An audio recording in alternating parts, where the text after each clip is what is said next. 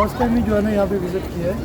और सबसे मेन चीज़ कि ये चीज़ें सऊदी अरब में इससे पहले देखने को नहीं मिली। इट्स लुक वेरी डिफरेंट और बहुत अच्छी थी, बहुत इन्जॉय किया है। यहाँ पे डिफरेंट कंट्रीज़ के लोग आए हुए थे, डिफरेंट जो है ना वो कल्चर था। So it's look so nice और वी रियली इन्जॉय। सो मैं ऑल दी बेस्ट।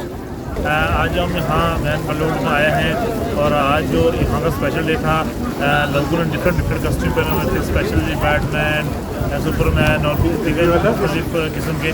तो हम लोगों ने बहुत इंजॉय किया यहाँ पे, बड़ा मज़ा आया है। डिफरेंट मुल्कों के लोग थे यहाँ और हर बंदे ने यहाँ बहुत इंजॉय किया है।